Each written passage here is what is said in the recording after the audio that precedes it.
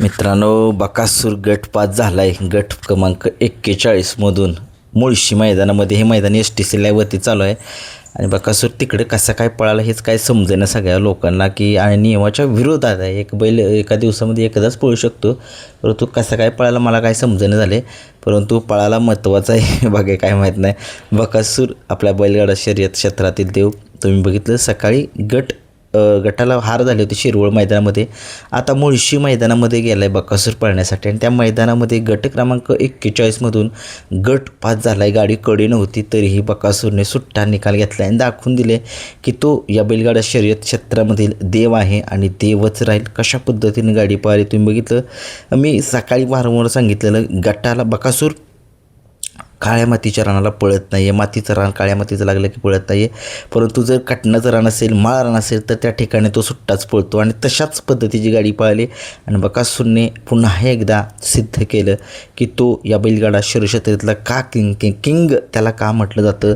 तुम्ही बघितलं सगळी लोक निराश झाली की सगळ्यांना वाटलं आता बकासूर शर्यत हारला त्याच्यामुळे बकासूर आता पळतोय का नाही. परंतु मित्रांनो, काही काळजी करू नका. बकासूर मुळशी मैदानामध्ये गट पास झालेला आहे आणि आता सेमीसाठी तो पळतोय. सेमी काही समजलं नाही मित्रांनो. कोण म्हणते सेमी क्रमांक 2मध्ये तास क्रमांक 4मध्ये बकासूर पळणार आहे. परंतु कमेंट्स बॉक्समध्ये सांगा की बकासूरची चिठ्ठी नक्की कुठे निघाली, कारण की सगळ्या महाराष्ट्राचं लक्ष बकासूरकडे आहे. बकासूर जिथे असेल त्या ठिकाणी गर्दी असतेच आणि तो काय सेलिब्रिटी आहे या बैलगाडा शर्यत क्षेत्रात तुम्ही बघितलं आणि सेलिब्रिटीलासुद्धा लाजवेल अशी ही कामगिरी आहे या बकासूरची. बकासूर शंखनाद केला मुळशी मैदानामध्ये गट पास करून आणि खरंच खूप एवढा मोठा प्रवास केला. शिरवळ ते मुळशी हा प्रवास थोडासाच असेल, एवढा मोठा नाही, परंतु तिथून गेला त्या ठिकाणी गट क्रमांक 41 हा शेवट 42 होता. त्यातला 41मध्ये बकासूरची चिठ्ठी निघाली. कोणाची तरी नावावरती पळाला. कसा काय पळाला हे काय समजेना, परंतु हे नियमाच्या विरोधामध्ये आहे. परंतु नियम काय सांगतोय काय माहीत नाही. थोडंसं स्पष्टीकरण, थोडेसे कोणी जर जुन्या जाणती लोक असतील आपली शर्यत बघणारे, त्यांनी थोडंसं नियम सांगा, कारण की अगोदरचे नियम जे आहेत ते लागू झाले की एकदा बैल हारलेला पळू शकत नाही एका दिवसामध्ये 2 शर्यत. परंतु बकासूर पळाला. असं का पळालं मला काय माहीत नाही. एका मैदानामध्ये एकदाच पळू शकतो हे पण माहीत आहे, परंतु दुसऱ्या मैदानामध्ये पळू शकतो का नाही हे थोडंसं मला काही समजलं नाही. परंतु थोडेसे कोण आपले सहकारी असतील तर त्यांनी मला कमेंट्स बॉक्समध्ये सांगावं की नक्की असं कसं काय घडलं.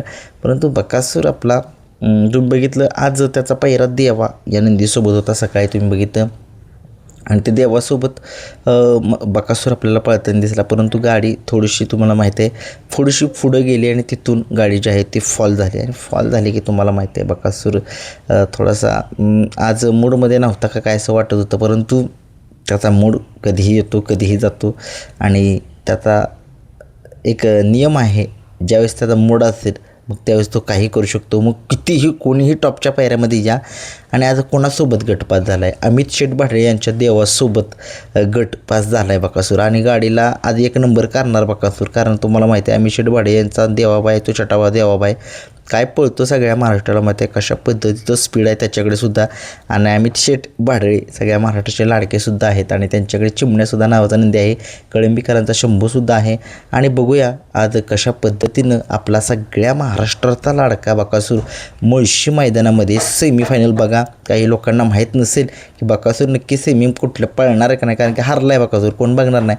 परंतु मित्रांनो बघा बकासूर आपला सेमी क्रमांक 2मध्ये तास क्रमांक 4मध्ये असं सांगितलं जाते, परंतु सगळे सेमी बघा त्या ठिकाणी दिसेल तुम्हाला. आणि जर कोणाला जर खोटं जर वाटत असेल तर मुळशी मैदानाचा गट क्रमांक 41 बघा. मुळशी मैदानाचा म्हणतोय 2 मैदानं चालू आहेत STC लाईव्हवरती. शिरवळ या ठिकाणी एक मैदान चालू आहे आणि मुळशी या ठिकाणी असं एक दुसरं एक मैदान चालू आहे. मुळशी मैदानामध्ये जावा, STC लाईव्हवरती जावा, त्या ठिकाणी बघा सेमी क्रमांक गट क्रमांक 41 तिथे दिसेल तुम्हाला बकासूर पळताना.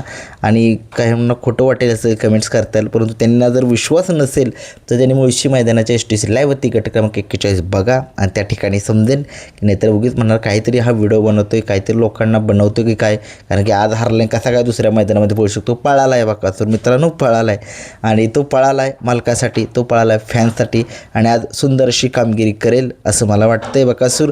आणि पुन्हा एकदा तो गुलाल घेईल का आज काय वाटतंय सेमीसाठी तर गट सेमी 2 तास क्रमांक 4 असं सांगितलं आहे. जरा कुणी जर बघितलं असेल सेमीचा तिथला जर लॉट तर कमेंट्समध्ये सांगा. धन्यवाद.